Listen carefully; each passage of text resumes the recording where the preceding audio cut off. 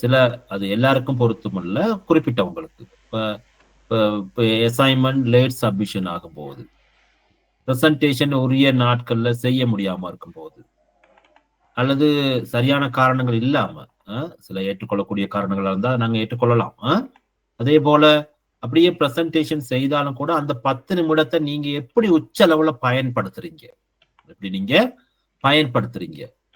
அப்ப அந்த அந்த குறிப்பிட்ட தருணங்கள் எல்லாம் எனக்கு உங்களை மதிப்பீடு செய்யக்கூடியதா இருக்குன்றது. அந்த பிரசன்டேஷன் மட்டும் நான் உங்களை மதிப்பிடுறது இல்ல. உங்களோட மொத்த வாழ்க்கையை நான் அளவிடுறதுக்கு ஓரளவுக்கு உங்களை கெஸ் பண்ணக்கூடிய அளவுக்கு அந்த சந்தர்ப்பத்துல முடியுது. சரியா?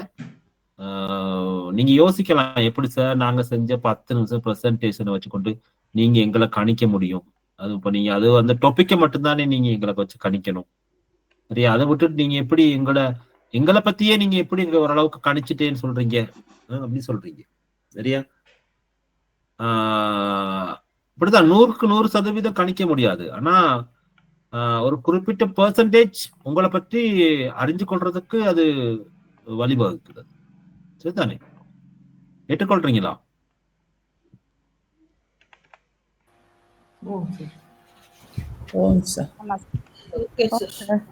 எடுக்கலாம் சார். என்னடா, நான் இப்ப கிட்டத்தட்ட இந்த பாடநெறி ஆரம்பிச்ச பிறகு சாதாரணமா எத்தனை பிரசன்டேஷன் நான் பார்த்திருப்பேன் நினைக்கிறீங்க? சாதாரணமா இப்ப நான் 2021க்கு பிறகால எத்தனை பேருட எத்தனை பிரசன்டேஷன் நாங்க இவால்வேட் பண்ணிருப்போம் நீங்க நினைக்கிறீங்க? சாதாரணமா உங்களோட பாடநெறின்னு நாங்க வச்சுக்கொள்வோமே. இப்ப டிஎஸ்எம் நீங்க இருக்கிறீங்க, நீங்க 100 பேர் இருக்கிறீங்க. சரிதானே? நீங்க 100 பேர் இருக்கிறீங்க. அப்ப 100 பேர் இருக்கும்போது நீங்க சும்மா நீங்க யோசிக்கலாம். நீங்க இப்ப ஃபர்ஸ்ட் செமஸ்டர்ல இண்டிவிஜுவல் பிரசன்டேஷன் எத்தனை இருந்தது? 2 பாடத்துல இருந்தது. அப்படித்தானே? அப்ப அங்க ஒரு 200 பிரசன்டேஷன். அப்ப அங்க ஒரு 200 பிரசன்டேஷன் வச்சுக்கலுங்களே. அடுத்து இப்ப தேர்ட் செமஸ்டர்ல நீங்க இன்னொரு 100 செய்தீங்க. சரியா? அப்ப இங்க மட்டும் பார்க்கும்போது எத்தனை 300 பிரசன்டேஷன். அப்ப இந்த ஒரு பாடநெறியில அப்ப ஒரு பாடநெறியில 300 பிரசன்டேஷன் நாங்க என்ன செஞ்சிருக்கோம் பார்த்து இவால்வேட் பண்ணி இருக்கிறோம் அப்படின்னு நீங்க நினைக்கிறீங்க. சரியா? அப்ப அதோட அது முடிஞ்சிருதா? இல்லையே. அதுக்குள்ள நாங்க இன்னும் பாடங்களுக்குள்ளால எத்தனை பிரசன்டேஷனை பாக்குறோம், வகுப்பு விரிவுரையின் போதும் கூட எத்தனை சந்தர்ப்பங்களை பாக்குறோம். அப்ப அந்த மாதிரி எத்தனை பாடநெறி இயங்குகின்றது? PGDM part time, PGDM full time, மாணவரோட எண்ணிக்கை, அடுத்தது அங்க நடக்கிற வேற ட்ரைனிங் ப்ரோக்ராம், பிசிக்கலா ஃபேஸ் டு ஃபேஸ் பாக்குற இன்டர்வியூ, ரிசர்ச் ப்ரொபோசல் பிரசன்டேஷன், வேற பிரசன்டேஷன்கள், இப்படி எல்லாம் பாக்குறோம் நாங்க. அப்ப எவ்வளவு அவதானிச்சிருக்கோம் நாங்க. அப்ப அதனால பொதுவா இன்றைக்கு ஒரு சாதாரணமா எடுத்து பார்த்தாவே கிட்டத்தட்ட ஒரு ஒரு ஒரு 3000 பிரசன்டேஷன் பாக்குறதுக்கான ஒரு வாய்ப்பு கிடைச்சிருக்குது. இந்த 5 வருடத்துல 5 வருடத்துல மீபேக்கு வந்து 6 வருடத்துல 5 வருடத்துல பாத்தீங்கன்னா ஒரு குறைஞ்சது ஒரு 2500க்கும் மேற்பட்ட பிரசன்டேஷன் வச்சுக்கோங்களேன். அப்போ ஆனா நாங்க எந்த இடத்துலயும் நாங்க சளைத்த வரல. நான் 2500 பார்த்துட்டு இருந்தானே அப்படின்னு சொல்லி இல்லை. ஒவ்வொரு இடத்துலயும் நாங்க எங்களை புதுமையா ஒவ்வொன்றையும் தனித்தனியா முதல்ல இருந்து பாக்குறோம். அணுவா ஒவ்வொரு பிரசன்டேஷனையும் பாக்குறோம். நாங்க சளைச்சு போகல. அதுல ஒரே வேலையை திரும்ப திரும்ப செய்யறதுனால சளைக்கல. அந்த மாதிரி இன்னும் நிறைய இது எத்தனையோ வருஷங்களா இந்த வேலையை செய்யறவங்களும் இருக்கிறாங்க. இப்போ நீங்க சிவாஸ் எல்லாம் எடுத்தீங்கன்னா அவங்க எல்லாம் இப்போ கிட்டத்தட்ட ஒரு 10 வருடத்துக்கு மேல அவங்க இதுக்குள்ளால வேக் பண்றாங்க. சரியா? அந்த மாதிரி இன்னும் நிறைய பேர் இருக்கிறாங்க அதுக்குள்ளால. அப்ப இவ்வளவு பார்த்திருப்பாங்க. அப்படி இந்த ஒரு குறிப்பிட்ட நேரத்துக்குள்ள நாங்க அறியக்கூடியதா இருக்கின்றது. அப்ப நீங்க அந்த இடத்துல எப்படி பிளான் பண்ணி வாரீங்க, உங்களோட பிரசன்டேஷன்ல இருக்கிற விடயங்கள், நீங்க எவ்வளவு அதுக்காக செலவிட்டு இருக்கிறீங்க, நீங்க அந்த நேரம் பேசும்போது உங்களோட இருந்து வெளிவருகின்ற அந்த சில வார்த்தைகள், சொற்கள், அதே போல நீங்க சொல்லுகின்ற கருத்துக்கள், இது எல்லாத்தையும் வச்சுக்கொண்டு நாங்க கணிக்கக்கூடியதாக இருக்கின்றது. எனவே நீங்க இப்படிலாம் நாங்க இது ஏன் நான் உங்களுக்கு ஓப்பனா சொல்றேன்னு கேட்டா, இப்போ உங்கள ஏதாவது குறைகள் இருக்குமா இருந்தா அதை நீங்க சரி செஞ்சு கொள்ளணும். நீங்க குறைகள் எல்லார்ட்டையுமே இருக்குது. உங்கள்கிட்ட எனக்கிட்ட எல்லார்ட்டையுமே குறைகள் இருக்கின்றது. அதை நாங்க ஓரளவுக்கு சரி நாங்க மாற்றி அமைச்சு கொள்றதுக்கு நாங்க முயற்சி செய்யணும். நாங்க அப்பதான் நாங்க சரியான தலைமைத்துவத்துல இருக்கிறோம்னு சொல்லி அர்த்தம். எல்லாராலையும் நாங்க விரும்பப்படணும்னு சொல்லி இல்லை, எல்லாராலையும் நாங்க ஏற்றுக்கொள்ளப்பட்ட தலைவராக இருக்கணுங்கிற அவசியம் இல்லை. ஆனா பெரும்பான்மையாளர்களால எங்களால எங்களை ஏற்றுக்கொண்டவர்களா இருந்தா தான் சிறந்தது. 100% எங்களுக்கு இயலாது. நிறைய 100% எங்களை ஏற்றுக்கொண்டவங்களா இருக்க மாட்டாங்க. ஆனா பெரும்பான்மை எடுக்க முடியும் தானே எங்களுக்கு. அப்ப அதுக்கு நீங்களும் எல்லாருமே முயற்சி செய்வீங்க, அதுக்குள்ள இருப்பீங்கன்னு எனக்கு தெரியும். அதுபோல சிறந்த நிறுவன முகாமையாளர்கள் சரிதானே, சிறந்த நிறுவன முகாமையாளர்கள் எல்லாம் தங்களது சக ஊழியர்கள் நேரத்தை நன்றாக நிர்வகிக்கும் போது பாராட்டுகின்றார்கள். தொழில் வளர்ச்சி மற்றும் புதிய வாய்ப்புகளுக்காக கதவுகளை திறக்கின்றார்கள். அப்ப நாங்க எப்பயுமே பாராட்டணும். டைம் மேனேஜ்மெண்ட்டை யாராவது ஒருத்தர் பின்பற்றினா அவங்கள பாராட்டணும். நான் சிலரை பார்த்திருப்பேன். நான் சரியா 10 மினிட்ஸ் நான் இங்க எந்த ஸ்டாப் வாட்ச்ல இருக்கிறதும் அவங்க முடிக்கிறதும் மிக சரியா இருக்கும். ஸ்டார்ட் பண்றதும் அப்படி. நான் உங்களுக்கு சொல்லுவேன் அந்த நேரத்திலேயே சரியா 10 மினிட்ஸ்ல பிரசன்டேஷனை முடிச்சாங்க, சரியா 11 மினிட்ஸ்ல முடிச்சிட்டாங்க, சரியா 9 மினிட்ஸ்ல முடிச்சிட்டாங்க அப்படின்னு அவங்கள பாராட்டி போனாங்க. அது அவங்களோட திறமை அது. ஆனா பேச வேண்டிய சகல விஷயத்தையும் அதுக்குள்ள பேசி முடிச்சிருப்பாங்க. அந்த அளவுக்கு பிராக்டிஸ் பண்ணிருப்பாங்க அவங்க. அந்த மாதிரி ஒவ்வொரு வேலையும் நீங்க என்ன ஸ்கூல்ல எந்த ஈவெண்டா இருந்தாலும் சரி, ஈவெண்ட் மேனேஜ்மெண்ட் உங்கள்கிட்ட இருக்கணும். அதே போல எந்த ப்ரோக்ராமா இருந்தாலும் அந்த ப்ரோக்ராம் மேனேஜ்மெண்ட் உங்கள்கிட்ட வந்து இருக்கணும். எல்லாத்துலயும் வந்து நீங்க சரியா டைம் மேனேஜ்மெண்ட் வந்து பின்பற்றணும். நீங்க பாடசாலையில பெரும்பாலும் நீங்க அதிபர்களாகி நீங்க மிகவும் கவனமா அவதானிக்க வேண்டிய விடயம், ஒவ்வொரு வகுப்பறையிலும் 40 நிமிடம், அந்த பிரைமரி என்றா அரை மணித்தியாலம் சொல்லுவீங்க. அப்ப அங்க அந்த 40 நிமிட பாட வேலை உச்ச அளவில் அந்த மாணவர்களுக்காக பயன்படுத்தப்படுகின்றதா, அந்த மாணவர்களுக்கு மகிழ்ச்சிகரமான ஒரு கற்றல் சூழல் அந்த நேரத்துல வந்து ஏற்படுத்தப்பட்டிருக்கின்றதா அப்படிங்கிறது மிக அவசியமானது. கொஞ்சம்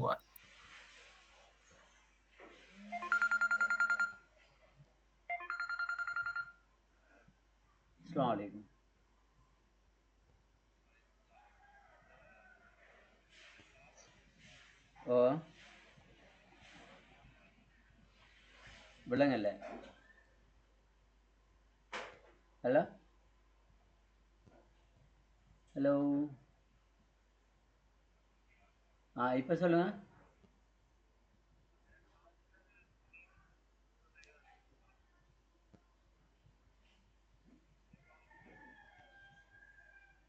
காசியல் பார்த்தீங்கன்னா இந்த இது RX 1 2 3 இந்த ஓ இல்லை, அதை அடிச்சு எடுக்கணுமே.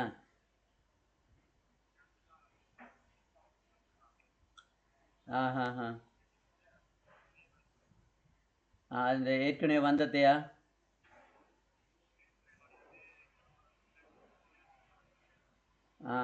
8 லட்சம் ஏற்கனவே.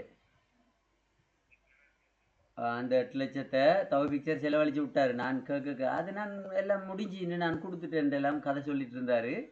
நான் என்ன எப்படி முடிச்சாங்கன்றதுக்குரிய தகவல் வேணும்னு நான் சொல்லி வச்சிருக்கேன். அவர்கிட்ட சொன்னேன், செசிப் காசை என்னென்ன வழியில் செலவழிச்சு நம்மகிட்ட ஆதாரம் வேணும். சும்மா செலவழிச்சிட்டுன்றது சரியா? வாங்கின சாமான் எல்லாம் அப்படியே கபட்டுக்குள்ளால இருக்க, பிள்ளைகளுக்கு ஒரு ப்ரொஜெக்ட் போட்டு ஒரு வேலை செய்விச்சாம எப்படி முடிச்சுது? அதான் அந்த மாதிரி மட்டத்தனமாக வேலைகள் கிடக்குது. அதெல்லாம் அந்த அந்த காசு தான் அந்த பின்னால் அந்த யார் இந்த இங்கிலீஷ் யூனிட்டு அதுக்கு பக்கத்தில் உள்ளது மேலே அண்டர் சீட் அடித்தது, அண்டர் சீட் அடித்தது 70,000 ரூபாய்னா. இப்போ எல்லாம் காசு எது வேணுமே நம்ம ஒதுக்கி அந்த வர என்ன வருடா அந்த வரவு செலவு திட்டத்தில் ஒதுக்கி இருக்கிறதுனான்றதுக்கு வேலையில் ஒதுக்கின காசு எப்படி எடுத்தாங்க? அதுக்கு இதை பயன்படுத்த இயலாது. இன்னொன்றுக்கு இருக்கிறது இன்னொரு இடத்துல ஒன்று பயன்படுத்த இயலாது. வந்தது வேறு ப்ரொஜெக்ட் அது.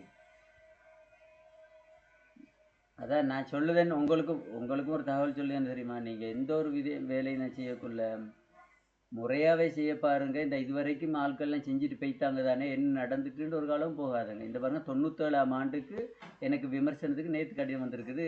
இகல புளியங்குளம் விஷயம் மட்டுக்கு தகவல் தர சொல்லி 97ஆம் ஆண்டு விவரம் கேட்டிருக்கேன் என்கிட்ட. கேட்டால் இப்போ நேற்று போய் ஸ்கூலில் நேற்று போனது தான் ஸ்கூலில் போய் தேடிதான் இதுன்னா 97ஆம் ஆண்டு தகவல் எல்லாம் அழிச்சிட்டாங்க, இல்லாமல் ஆக்கி விட்டாங்க. நான் சொன்னேன் அந்த தகவல் ஒன்றும் இல்லைன்னு நான் கொடுப்பேன். அந்த மாதிரி இருக்குது. தகவல் இல்லாமலாக்கினா ஒரு தகவல் உண்டு, வச்சிருக்க வேண்டிய தகவல் உண்டு. இல்லாமலாயினா 7 வருஷம் கடவுளிய சிறை தண்டனை. நல்ல ஞாபகத்தில் வச்சுங்க. இல்லாமலாக்கவும் இல்லாது செய்ததில் சரியான அளவாக இருக்கணும். இது வந்து அரசாங்க கோழி முட்டை. இப்போ வந்து எல்லாம் வந்து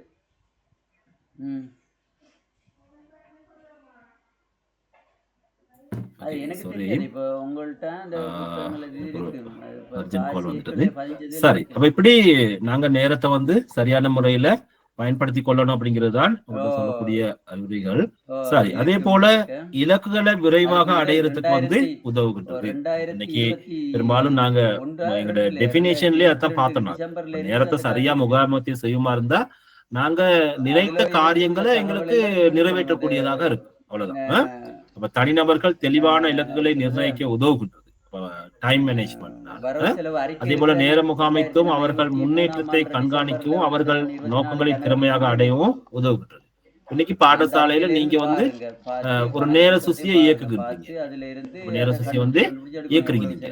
அப்ப அந்த இடத்துல எல்லா இடத்துலயும் நீங்க அந்த டைம் மேனேஜ்மெண்ட் வந்து ஏதோ ஒரு வகையில நீங்க கவர் பண்றீங்க. பெரும்பாலும் நேர சுசிகள் பல வகைப்படுது. என்ன இன்னைக்கு நாங்க இன்னைக்கும் அதை பத்தி படிப்போம். அப்ப ரிலீஃப் டைம் டேபிள் போடுவீங்க, அப்படித்தானே? அப்ப இதெல்லாம் வந்து சில பாடசாலையில முறையா இயங்குது. அதுக்கான சரியான ஏற்பாடுகள் இருக்கின்றது. ரிலீஃப் டைம் டேபிளுக்குலாம் வந்து சரியான ஏற்பாடுகள் இருக்கு. அப்ப ஒரு பாடசாலைக்கு அந்த வகுப்புக்கு அந்த ஆசிரியர் இல்லாட்டி அந்த குறித்த தினத்துல அவருக்கு விடுமுறையா இருந்தாலும் கூட அந்த அந்த சந்தர்ப்பத்துல அந்த வகுப்பு வளமை போல இயங்குகின்றத நாங்க அவதானிச்சிருக்கோம். அது அந்த பாடசாலையில இருக்கிற அந்த அதிபருடைய நிர்வாக திறமை தான். அது சரியான கட்டமைப்போட அதுக்கான ஏற்பாடுகளை அவர் செய்து வைத்திருக்கின்றார் அப்படின்தான் அதோட அர்த்தம். அப்ப அந்த வகுப்பை எந்த வகையிலும் அது பாதிக்காம, அதே போல வகுப்பறையில உச்சளவுல அந்த மாணவர்களுக்கு அந்த குறிப்பிட்ட தேர்ச்சி மட்டங்கள் அடையறதுக்கு ஏற்ற வகையில அந்த கற்றல் கற்பித்த செயற்பாடுகள் நடைமுறைப்படுத்துறதுக்கு ஏற்பாடு செஞ்சிருக்கோம். அதுக்கு இப்ப சரியா பார்க்கணும். அங்கிட்ட முதலாவது லெசன் பிளான் இருக்குதா, ஏன்னா அதே போல நோட்ஸ் ஆஃப் லெசன் இருக்குதா, ஏன்னா அதே போல சரியான டீச்சிங் எய்ட்ஸ் எல்லாம் பயன்படுத்துறாங்களா, மாணவர்கள் ஒரு ஆக்டிவிட்டி பேஸ்ல அவங்களுக்கு கற்பிக்கப்படுதா, அப்ப அந்த ஒவ்வொரு தேர்ச்சி மட்டம் அடையக்குள்ளையும் அவங்க சரியான மதிப்பீட்டுக்கு உட்படுத்தப்படுறாங்களா, இதெல்லாம் நீங்க ஒரு சில டீச்சிங் பிராக்டிஸ்ல நீங்க பார்த்து அவங்களுக்கு அறிவுரை வழங்கின பிறகு அது கண்டினியூவா இயங்கும். அதே நேரத்துல நீங்க உங்களால நியமிக்கப்பட்டவர்கள் இருப்பாங்களா இருந்தா அவங்க அதை சரியா நிறைவேற்றுறதுக்கு நீங்க ஏற்பாடுகளை செஞ்சு கொடுக்கணும். நீங்க உங்களோட டிப்யூட்டி பிரின்சிபலோ இல்லாட்டி உங்களுடைய அசிஸ்டன்ட் பிரின்சிபலோ அல்லது நீங்க அப்சர்வேஷனுக்கு சொல்லி சரியா ஒரு டீம் உருவாக்கி இருப்பீங்க தானே, சீனியர் டீச்சர்ஸ் எல்லாம் இருக்க ஒரு டீம் உருவாக்கி இருப்பீங்க தானே கிளாஸ் ரூம் சூப்பர்விஷனுக்கு. அப்ப அவங்கள வச்சுக்கொண்டு அந்த வேலையை நீங்க செய்யக்கூடியதா இருக்கும். அப்ப நேர சுசி முறையாக இயக்கப்படும். பாடசாலையில குறிப்பிட்ட காலப்பகுதியில அதனுடைய சிலபஸ் வந்து கவர் பண்ணப்படணும், பிள்ளைகளுக்கு போய் சேரணும். இன்னைக்கு நான் திரும்ப நான் எங்களுடைய பாடநெறியை நான் உங்களுக்கு உதாரணப்படுத்துறேன்னு நீங்க யோசிச்சு கொள்ளக்கூடாது. அது உங்களுக்கு ஒரு முன் உதாரணம் தான். இதுலயும் இவ்வளவு பெரிய ஒரு சிலபஸ், ஏன்னா அப்ப நாங்க ஒரு வருட பாடநெறி, அப்ப இதை நாங்க எவ்வளவு வெற்றிகரமா இப்பவுமே சிலபஸை கவர் பண்ணிட்டோம். என்ன அப்ப கோர்ஸ் ஒர்க் முடிஞ்சு, கோர்ஸ் ஒர்க் வந்து முடிஞ்சது. அப்ப 2 செமஸ்டர்ல எதுவும் கவர் பண்ணப்பட்டு விட்டது. இதுதான் உத்தியோகபூர்வமாக பரீட்சை நடைபெறுகின்ற பாடத்தினுடைய இறுதி விரிவுரைங்கிறத நான் முதல்ல ஒரு தடவை உங்களுக்கு நான் குறிப்பிட்டேன். அப்ப ஐ எம் வெரி ஹாப்பி. என்கிட்ட இப்ப இங்க வந்து இப்ப எங்கிட்ட இந்த நோக்கம் நிறைவேற்றப்பட்டு இன்றைய நாள் இந்த விரிவுரை எனக்கு ஒரு பெரிய என்ன ஒரு திருப்தி தான். அது போல உங்களுடைய பாடசாலையிலும் நீங்க திருப்தி அடைஞ்சிருப்பீங்க, நீங்க சந்தோஷப்படுவீங்க நீங்க. அப்ப அது நடைபெறணும். இப்ப பிள்ளைகள் இப்ப பாத்தீங்கன்னா இப்ப இந்த கோவிட் காலப்பகுதியில அந்த இழந்த அந்த ஒரு வருடம் எவ்வளவு பாதிப்புகளை உருவாக்கி இருக்கின்றது. எத்தனை பரீட்சைகள் இன்னைக்கு லேட்டா நடக்குது. அந்த பிள்ளைகள் அந்த குறிப்பிட்ட இந்த காலப்பகுதியில கிட்டத்தட்ட நாங்க கோவிட் கடந்தும் 3-4 வருடங்களை கடந்தும் கூட எங்க நாட்டுல இன்னும் இந்த ஷெட்யூல் இன்னும் சரியான முறைக்கு வரல. அடுத்த வருடம் தான் அது சரியான முறைக்கு போகும். என்ன இந்த டிசம்பர் ஓலைவில் பரீட்சை நடக்கும் தானே. அப்ப இந்த வருடத்திலே 2 ஓலெவல் பரீட்சை நடைபெறுகின்ற வருடமாக நாங்க 2025 தான் பார்க்க முடியும். அப்படித்தானே? 2 A-level பரீட்சைகள் நடைபெற்ற ஒரு வருடமாகவும் இந்த வருடத்தை நீங்க பார்க்கலாம். நீங்க அதே போல அடுத்த ஆகஸ்ட் பாத்தீங்கன்னா உயர்தர பரீட்சை நடைபெறும். அப்ப சரியா திட்டமிடப்பட்டிருக்கு. அப்ப அதுக்கான ஏற்பாடுகள் எப்படி இருக்கு உங்களுடைய பாடசாலைகள்ல?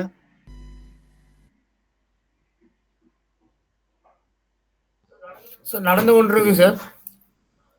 அதுக்கான வேலையில் நடந்து கொண்டு இருக்குது. அப்ப பிள்ளைகள் அதை எப்படி பாக்குறாங்க?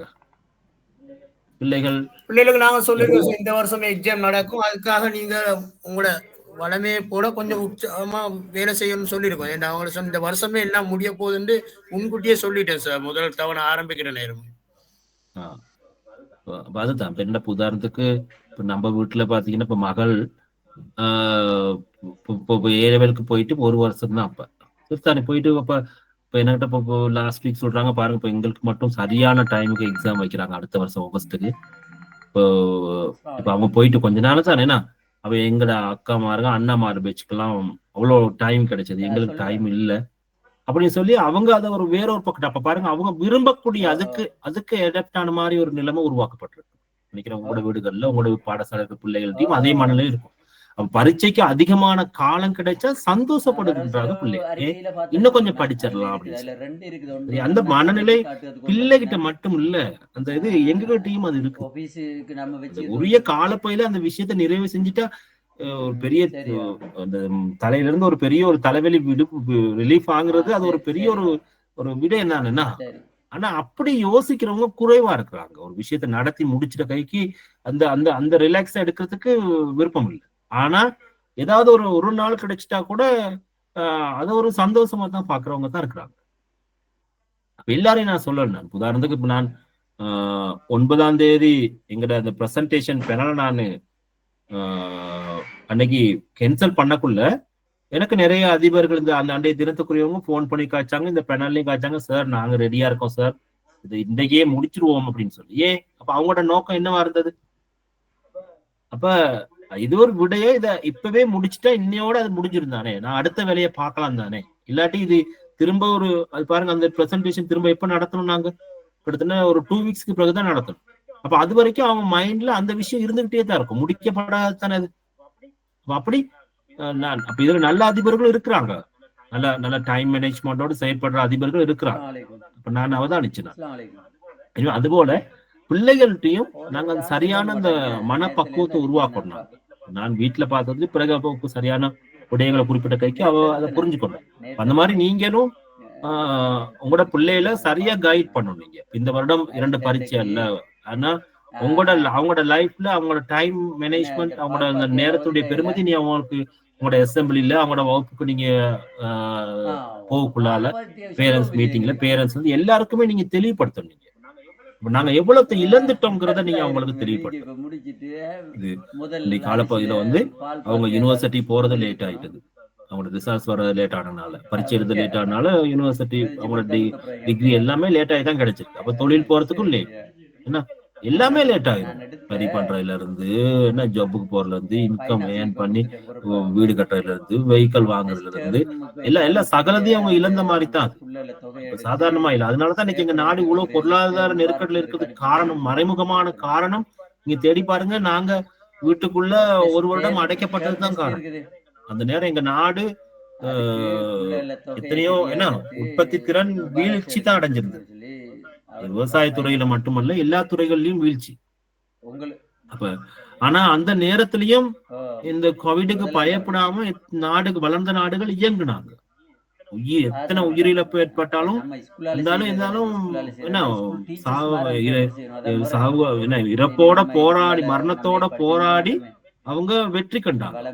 அந்த நாடுகள் இன்னைக்கு சிறப்பா இன்னைக்கும் நல்லா அவங்க வளமை போல இருக்கிறாங்க. பயந்து ஒதுங்குற நாங்க தான் பாதிக்கப்பட்டோம். ஆனா இன்னொரு கோவிட் வந்தா எங்களுக்கு தெரியும், நாங்க பயப்படவே மாட்டோம். இனி அந்த மாதிரி எத்தனை வைரஸ் வந்தாலும் நாங்க பயம் இல்லை, அப்படித்தானே? எத்தனை சுனாமி வந்தாலும் நாங்க பயம் இல்லை, என்ன அப்படித்தானே? அது வரும் வரைக்கும் எங்களுக்கு அந்த எக்ஸ்பீரியன்ஸ் கிடைச்ச கவிதான் நாங்க அந்த நிலைக்கு நாங்க கொண்டு போறோம். ஆனா சில நாடுகள் பாத்தீங்கன்னா அந்த ஸ்பாட் என்ன வந்தாலும் அதை தாங்கி கொண்டு அடுத்த ஸ்டெப்புக்கு போயிடுறாங்க. இன்னைக்கு அதுக்கு நல்ல உதாரணம் நீங்க ஜப்பான் தான் பாக்கலாம். ஜப்பான் வந்து நல்ல ஒரு உதாரணம்.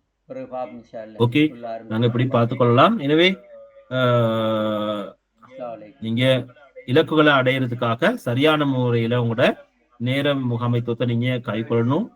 நான் உங்களுக்கு நிறைய சான்ஸ் கொடுக்காம நானே பேசிக்கொண்டு போறேன். நானு இருந்தாலும் இது உங்களுக்கு எல்லாத்துக்கும் தெரிந்த விடயம். அதே மாதிரி நேரம் ஏன்னா அந்த அளவுக்கு இல்லைங்கிறதுனாலதான் இதுல முடிவா நாங்க என்ன சொல்றோம், நேர முகாமைத்துவ முக்கியத்துவத்துல நாங்க என்ன சொல்ல வரோம் பாத்தீங்கன்னா, நேரம் என்பது ஒரு மதிப்பு மிக்க வளமாகும். அப்ப நேரங்கிறது ஒரு நாங்க எப்பயும் சிந்திச்சு பார்க்க வேண்டிய ஒரு வளம். அதை ஒரு முறை இழந்தால் மீண்டும் பெற முடியாது. நாங்க அது முதலாவது அந்த வீடியோலையும் பார்த்தோம். பயனுள்ள நேர மேலாண்மைனா முகாமைத்துவம் தனிநபர்கள் ஒரு கட்டமைக்கப்பட்ட வெற்றிகரமான மற்றும் நிறைவான வாழ்க்கை வாழ உதவுகின்றது. அப்ப இன்னைக்கு அந்த முகாமைத்துவத்தினால நாங்க வந்து ஒரு கட்டமைக்கப்பட்ட வெற்றிகரமான ஒரு நிறைவான வாழ்க்கை வாழ உதவுகின்றது. புத்திசாலித்தனமாக திட்டமிடுவதன் மூலமும் பணிகளுக்கு முன்னுரிமை அளிப்பதன் மூலமும் தள்ளி போடுவதை வேலைகளை தள்ளி போடுறத தவிர்ப்பதன் மூலமும் ஒருவர் ஒவ்வொரு தருணங்களையும் சிறப்பாக பயன்படுத்தி கொள்ளலாம் மற்றும் தனிப்பட்ட மற்றும் தொழில்முறை முயற்சிகளில் அதிக வெற்றிகளை பெறலாம்னு சொல்லப்படுது. அப்ப நாங்க எப்பயுமே புத்திசாலித்தனமான திட்டமிடல்ங்கிறது வந்து என்ன கேட்டா பணிகளுக்கு முன்னுரிமை வழங்குறது. டியூட்டி பிளஸ் கடமையில தான் கடவுள் இருக்காருன்னு சொல்லுவாங்க. என்னுடைய வாழ்க்கை நான் பின்பற்ற ஒரு பிரதானமான விஷயம். சரியா, கோவிலுக்கு போக கிடைக்கல, சாமி கும்பிட கிடைக்கல, நிறைய விடயங்கள் எல்லாம் நாங்க நிறைய விழாக்கள்ல கலந்து கொள்ள முடியல எல்லாம் வந்து இருக்குது. இருந்தாலும் நாங்க எங்களுடைய பணிகளுக்கு நாங்க முன்னுரிமை வழங்குகின்றோம், கடமைக்கு நாங்க முன்னுரிமை வழங்குகின்றோம். ஆனால் அதனால எங்களுக்கு நிறைய நன்மை. ஏன்னு கேட்டா நாங்க நிறைய பேரை நன்மை அடைய வைக்கின்றோம். உங்களோட பாடசாலையில் நீங்க செய்யறதுதான். நிறைய அதிபர்கள் கடமைகளுக்கு முக்கியத்துவம் கொடுக்கறவங்க இருக்கிறாங்க. அதனால நீங்க எத்தனையோ விடயங்களை செய்ய முடியாம போயிருக்கும். அதனால நீங்க கவலைப்படாதீங்க, எல்லாமே பல மடங்கா உங்களுக்கு கிடைக்கும். உங்களோட குடும்பத்துக்கு உங்களோட எல்லாருக்குமே அந்த ஆசீர்வாதம் கிடைக்கும். உங்களோட ஒரு பாடசாலையில ஒரு ஓலெவல் எக்ஸாம் செய்யறாங்க பிள்ளைகள் என்றா அவங்க அவ்வளவு பேரோட வெற்றிக்கும் நீங்க காரணமா இருக்கிறீங்கன்றா அது வந்து உங்களுக்கு கிடைக்கிற அது ஆசீர்வாதம். அது உங்களுக்கு உங்களோட பரம்பரைக்கே கிடைக்கிற ஆசீர்வாதம். அப்ப அதனால நீங்க எப்பயும் பயப்படாம உங்களோட வேலையில செய்து கொண்டு போங்க. அப்ப அதுகள் உங்களுக்கு கிடைக்க வேண்டியது கட்டாயம் கிடைக்கும். மற்றவர்களுக்காக நீங்க உங்களோட நேரத்தை நீங்க மிக அதிகமாக சரியாக நீங்க திட்டமிட்டு பயன்படுத்துவீங்களா இருந்தா கடவுள் உங்களுக்காக சிந்திப்பார் அப்படிங்கிறதா ஒரு வாழ்க்கையினுடைய அனுபவம். அப்ப இப்படி நீங்க பார்த்து கொள்ளலாம். எனவே தனிப்பட்ட மற்றும் தொழில்முறை முயற்சியில அதிகமான வெற்றிகளை நீங்க பெறுவீங்கிறத இதுல ஒரு பார்க்கலாம். அடுத்த தலைப்புக்கு போகலாம். சரி, இப்படி பார்த்துக்கொள்ளுங்க. இந்த தலைப்புல இப்ப நாங்க நிறைய விடயங்கள் எனக்கு இருந்தாலும் கூட ஒரு குறிப்பிட்ட விடயங்களை நாங்க இதுக்குள்ள கலந்துரையாடக்கூடியதாக இருந்தது. ஒவ்வொரு பேச்சுக்கும் படிப்பிக்கும் போது சில புது புது விஷயங்களை தேடுறது தானே. அப்படி அதனால சில விஷயங்களை விடுபட்டு போயிருக்கலாம். நான் உங்களுக்கு இந்த பிரசன்டேஷன் அது எல்லாத்தையும் நான் பிறகு தருவேன். நான் உங்களோட குரூப்ல நான் போடுறேன். நான் அந்த டைம்ல பார்த்துக்கொள்ளும். சரியா, அப்ப எனக்கு அவ்வளவு டைம் மேனேஜ்மெண்ட்டுக்கு வளமையா பேசுறதை விட இந்த புதுசா கொஞ்சம் ஒரு கண்ணோட்டத்தில் நாங்க அதுல பார்த்து கொண்டு போனோம். நாங்க சரி, ஒரு நாள் எடுத்தா அதுதானே ஒரு நாள் அப்படிங்கிறது வந்து என்ன சரியா, ஒரு நாளுங்கிறது பாக்குறதுக்கு ஒரு சாதாரணமாக இருந்தாலும் கூட அது 24 மணித்தியாலம் அப்படிங்கிறத ஞாபகத்துல வச்சுக்கணும்.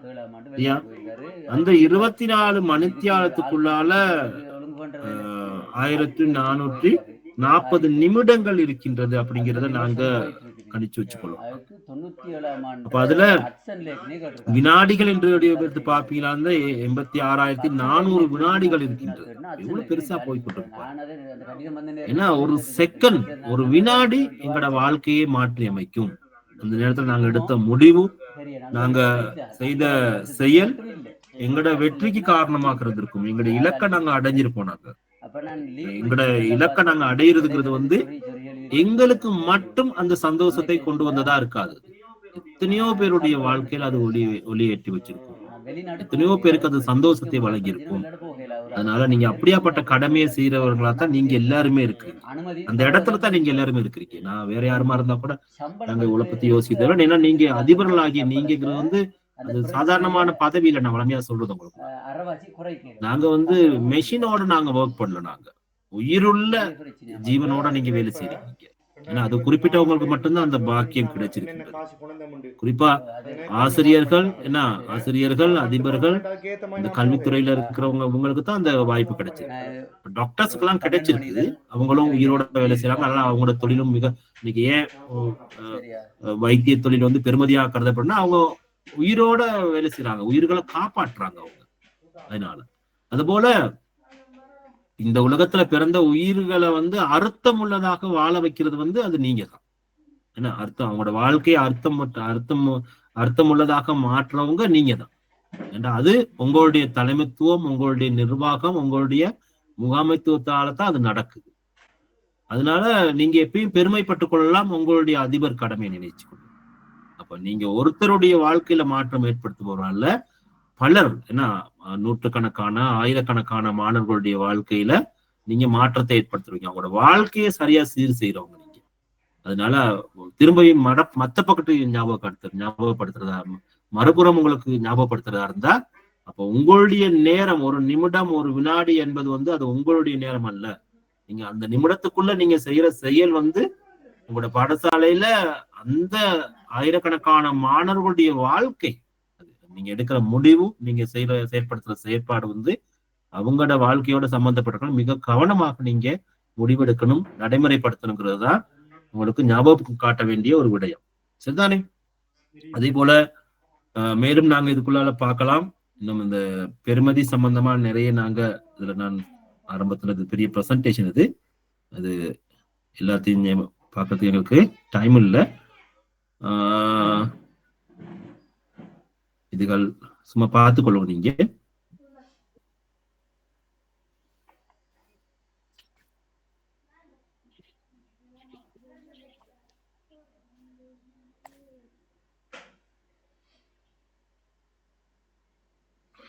சரி,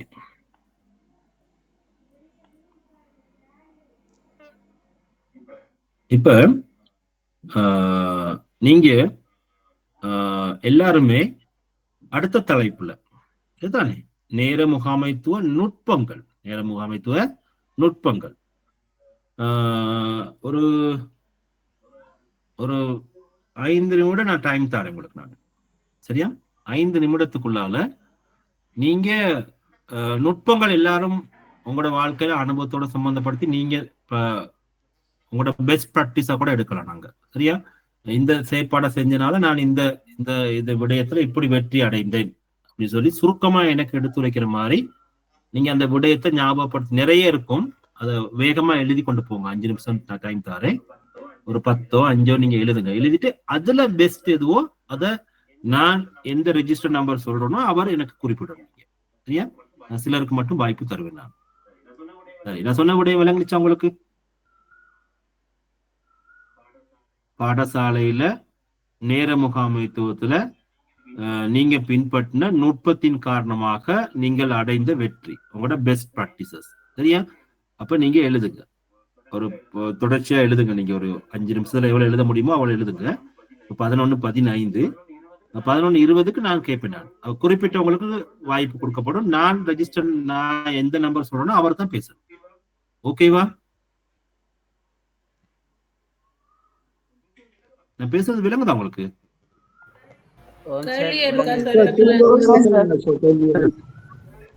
இன்னொரு முறை கேள்வி சொல்லுங்க. உங்களோட பாடசாலையில் நீங்க நேர முகாமைத்துவ நுட்பங்களை பலவிதமா நீங்க பயன்படுத்துவீங்க. நேர முகாமைத்துவத்துல நீங்க பயன்படுத்துற நேர முகாமைத்துவ நுட்பங்கள், சரியா? அந்த நுட்பங்களை கையாண்டு நீங்க வெற்றி அடைஞ்சிருக்கலாம். அப்ப அப்படியாப்பட்ட செயற்பாடுகள் ஒரு 5 எழுதுங்க. சரியா? 5ஓ 10ஓ 5 நிமிடத்துல எவ்வளவு எழுத முடியுமோ அவ்வளவு எழுதுங்க. எழுதிட்டு அதுல இருக்கிற பெஸ்ட் ப்ராக்டிஸ், ஒரு முதன்மையானது எதுவோ அதை ரெடி பண்ணி வச்சுக்கொள்ளுங்க. நான் கேட்கிற அந்த பதிவிலக்கத்தை சேர்ந்தவர் அந்த நேரத்தில் குறிப்பிடும். உங்களுக்கு ஒரு 5 நிமிஷம் டைம் தரேன். நான் இப்போ 11-16 11-21க்கு நான் உங்கள்கிட்ட கேட்பேன்.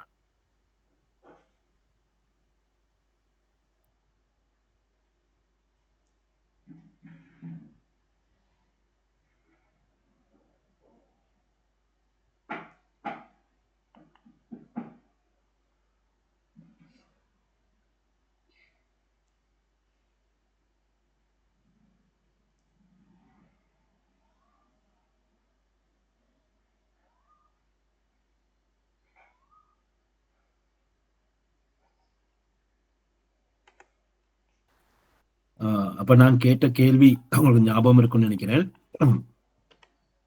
நான் சொன்ன விடையதான் உங்களோட பாடசாலையில நீங்க பயன்படுத்தின நேர முகாமைத்துவ நுட்பங்கள் சரியா?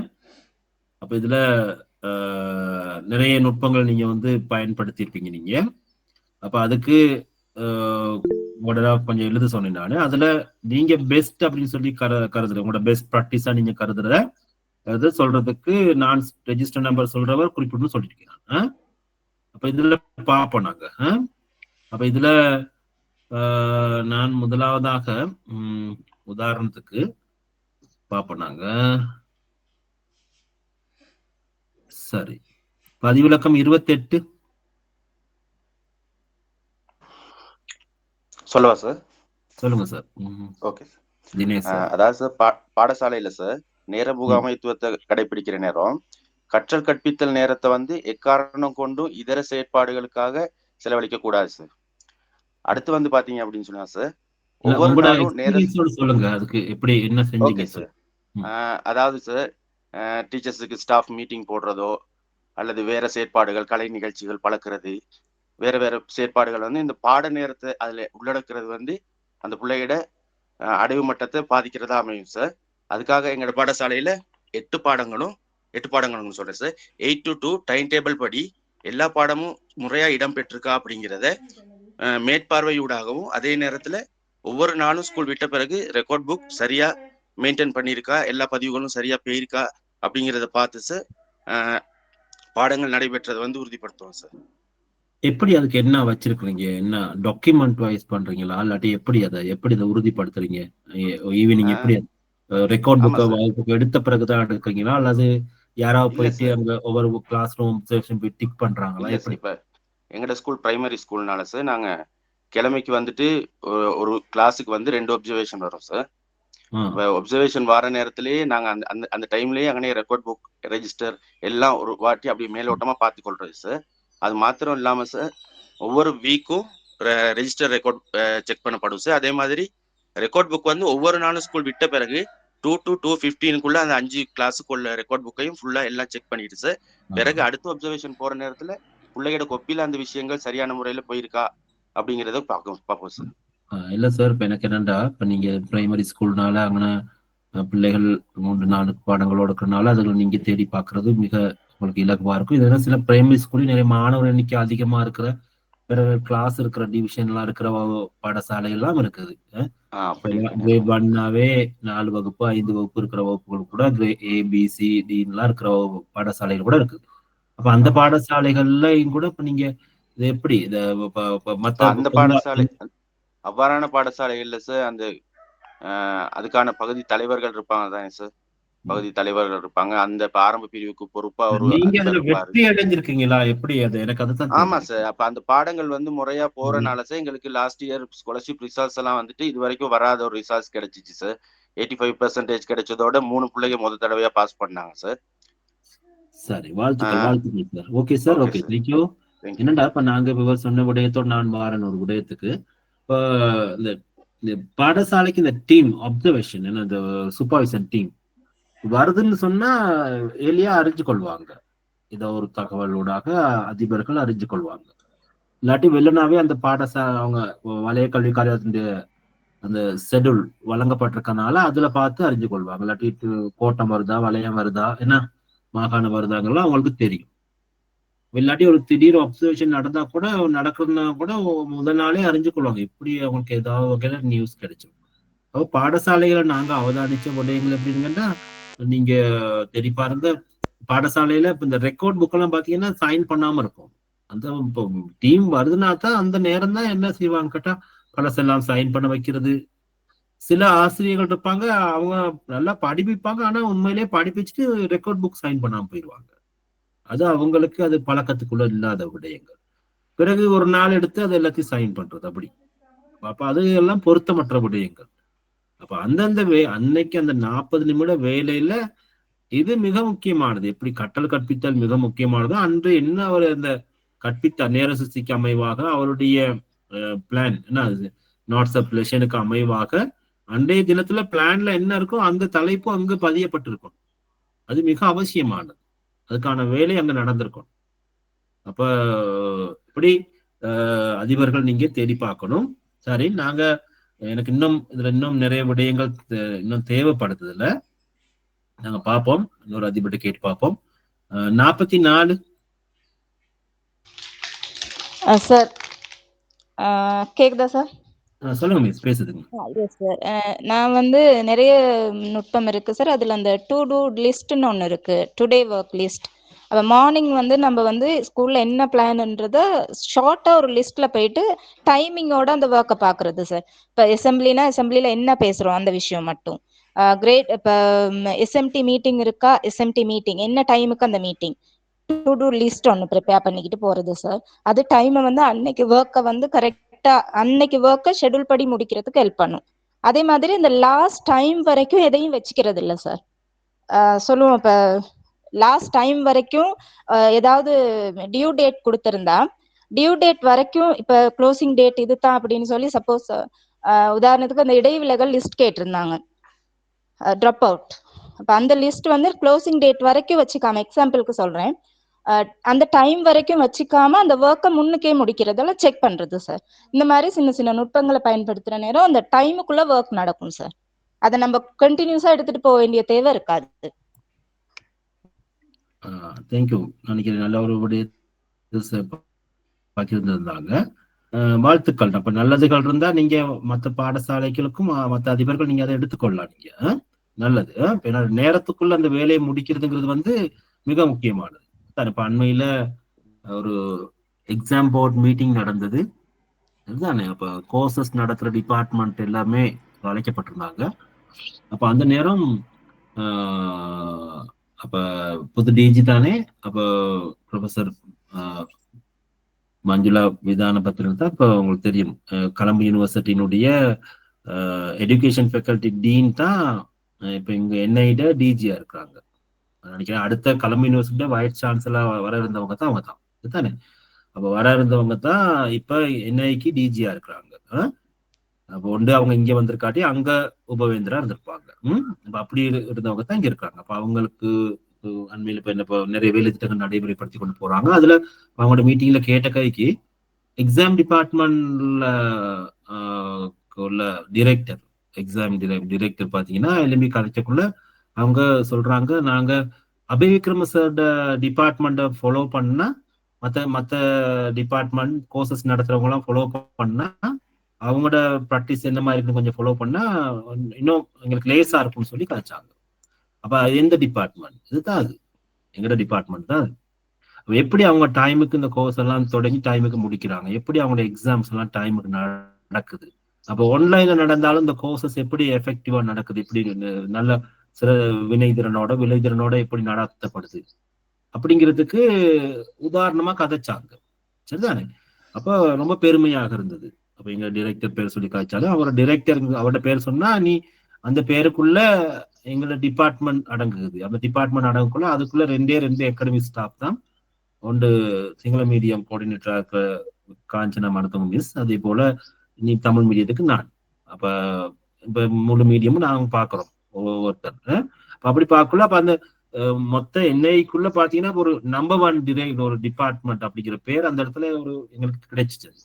பாத்தீங்கன்னா அப்ப அது ஏன் எப்படி நடக்குதுன்னா இந்த டைம் மேனேஜ்மெண்டோட சம்பந்தப்பட்ட உடையது தான். சரியா. அப்ப அப்படி சில அங்கீகாரங்கள் கிடைக்கும் போது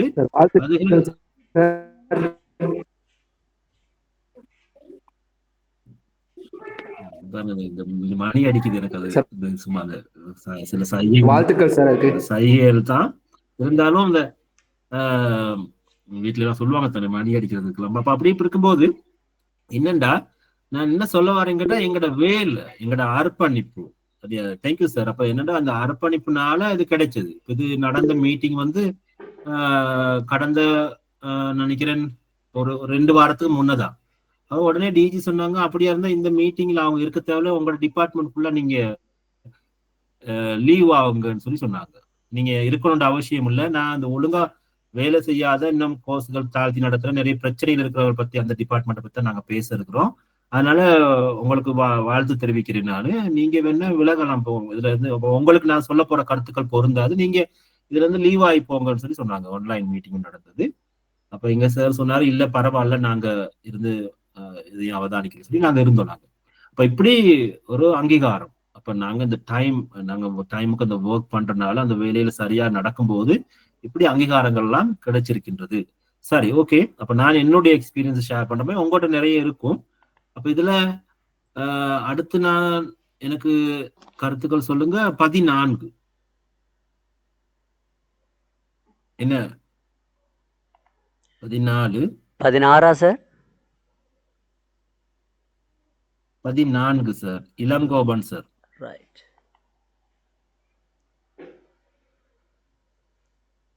அப்ப அவர் வகுப்புல இல்ல, சரிதானே? வகுப்புல இல்ல. இப்ப என்ன நடக்குதுன்னு தெரியல. சரி, ஓகே. 24 வாசுகி மிஸ். ஓம் சார். ஓம் சார். நாங்க மிஸ் சொன்ன மாதிரி அந்த டைம் டு லிஸ்ட் நான் போட்டுருவேன். இப்ப என்னன்னா இப்ப வாட்ஸ்அப் குரூப்ல வாரபடியா நான் நோட் புக்லயும் அந்த டேட் எப்ப என்ன விஷயம்ன்றதை போட்டுட்டு நான் இந்த மேசைக்குள்ள ஒரு கண்ணாடி அதுக்குள்ள வச்சிருப்பேன். அந்த விஷயங்களை உடனே அப்டேட் பண்ணி கொண்டு இருப்போம் எங்கள் டைமுக்கு முதலே. அதை விட நாங்க இந்த லீவு காலங்கள்ல தேவையான விஷயங்களை நான் கேமரா போன்ல பிடிச்சு கொண்டு வருவேன். என்ன விஷயம் என்றாலும் உடனே நாங்க அந்த கூகுள் ஃபார்ம் என்றாலும் சரி என்னென்றாலும் நாங்க இப்ப எந்த இடத்துக்கும் ஸ்கூலுக்கும் 20 கிலோமீட்டர் போக வேணும். அப்ப போய் வர போக்குவரத்து இதுகளையும் பார்த்துட்டு நாங்க அதை நான் என் போன்லயே எல்லா டாக்குமெண்ட்ஸையும் வச்சிருக்கிறேன். அப்ப உடனே டீச்சர்ஸுக்கு தகவல் கொடுத்தாலும் சரி அப்டேட் பண்றதும் எனக்கு ஈஸியா இருக்கிறதால அப்ப டிபார்ட்மெண்ட்லயே அந்த உடனே தகவல் தாரது கண்டதுல அந்த ஒரு பெருமையா சொல்லுவினோம். தற்சமயம் ஏதாவது ஒரு இஷ்யூவால லேட் ஆனாலும் அந்த எங்கட ஸ்கூல் பேர் அதுக்குள்ள சொல்லாமல் போன்ல சொல்லுவினோம். அப்படி உங்களோட மிஸ் பண்ணப்பட்டு போச்சு, என்னன்னு தெரியல, பார்த்துக்கொள்ளுங்க.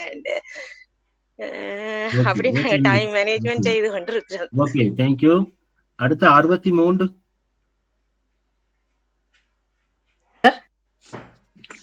எங்கட ஸ்கூல்ல வந்து சார் நாங்க மீட்டிங்கள் எல்லாம் வந்து ஸ்கூல் டைம்ல போட மாட்டோம். ஆஃப்டர் 1:30 ஸ்டாஃப் மீட்டிங்கா இருந்தாலும் சரி, பேரண்ட்ஸ் மீட்டிங் சொன்னா காலை எக்ஸாம் முடிஞ்ச கைக்கு பிள்ளைகள பாரு அந்த டைமுக்கு நாங்க இப்ப சரியா 8:00க்கு ஸ்டார்ட் பண்ணி 8:30 ஒரு ஹாஃப் அன் ஹவர்லயே அவங்களுடைய ஸ்டாஃப் மீட்டிங் அந்த பேரண்ட்ஸ் மீட்டிங் எல்லாம் முடிச்சிட்டு உடனே அனுப்புவோம் சார். அந்த மாதிரி மீட்டிங்கள் எல்லாம் ஸ்கூல் டைம்களை அலோகேட் பண்ணித்தான். ஸ்டாஃப் மீட்டிங் எப்போதுமே நாங்க ஆஃப்டர் 1:30 வைப்போம். அதே நேரம் எங்களுடைய ஸ்கூல் ஃபங்க்ஷன்களும் அந்த பிள்ளைகள படிக்கிற அந்த டைமுக்குள்ள இல்லாம ஈவினிங் ஆஃப்டர் 1:30 தான் எல்லா ஃபங்க்ஷனையும் நாங்க ஷெட்யூல் பண்ணி செய்வோம் சார். அதால எங்களுக்கு அந்த டைம் மேனேஜ்மெண்ட் வந்து சரியா நடக்குதுங்க சார். Okay, okay, thank you. நான் நேரம் வணக்கம் சார், நான் இளங்கோபன் இருக்கிறேன் சார். நான் உங்களுக்கு ஒரு டைம் கொடுத்தேன், நீங்க அப்ப பேசலையே சார். எனக்கு அந்த மைக் கொஞ்சம் கஷ்டமா இருந்துட்டு சார். அதான் பரவாயில்ல சார், பரவாயில்ல. இப்ப நேரம் கொஞ்சம் வரையறுக்கப்பட்டிருக்கனால நாங்க அடுத்த விடயத்துக்கு போலாம். எனவே அப்ப நாங்க என்னன்னா எக்ஸ்கியூஸ் மீ சார், நான் ஒரு விடயம் ரெடியா இருக்கிறேன் சார் சொல்றதுக்கு.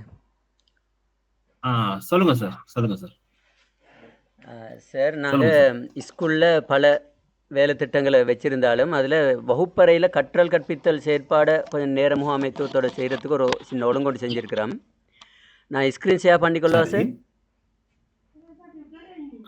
என்னோட நேரம் கொஞ்சம் வரையறுக்கப்பட்டதா இருக்கு சார் இந்த செஷனுக்கு. கொஞ்சம் முக்கியமாக அது ஒரு பெஸ்ட் ப்ராக்டிஸாக தான் நான் அதை பார்க்குறேன். அதனால ஓகே, ஓகே,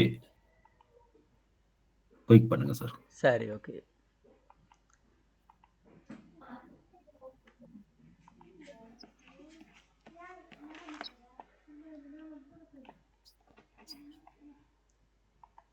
இதில் நாங்கள் என்ன செய்கிறோம்னு சொன்னால் ஒவ்வொரு வகுப்பாசிரியர்களுக்கும் ஆசிரியர்களுக்கும் தெளிவுபடுத்தி டைமுக்கு ஏன்னா இதுக்கு முதல் ஸ்கூலுக்கு வகுப்பறைக்கு ஆசிரியர் போகிற நேரம் ஒரு 5-10 நிமிஷம் லேட் ஆகுது. காரணம் கேட்ட சொல்லுவாங்க, இந்த வகுப்புலேருந்து அடுத்த வகுப்புக்கு எல்லாம் முடிச்சுட்டு நாங்கள் போகிறதுக்கு இப்படி லேட் ஆகுதுன்னு சொல்லுவாங்க.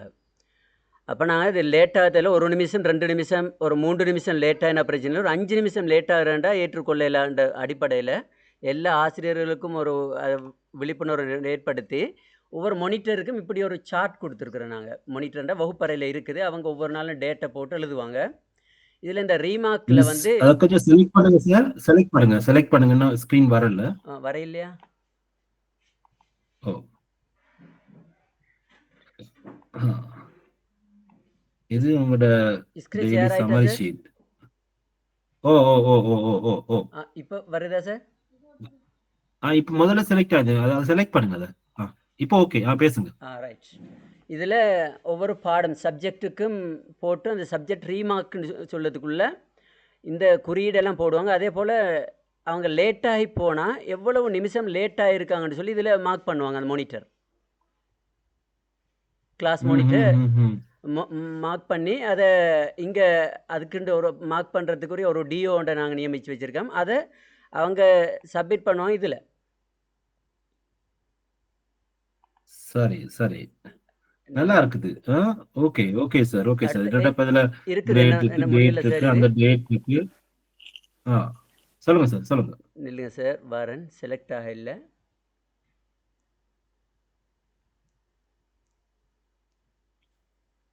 மேக்ஸிமைஸ் பண்ணுங்க சார் அது. சரி,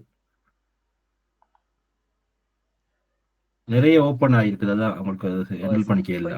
சரி சார், வரேன் சார்.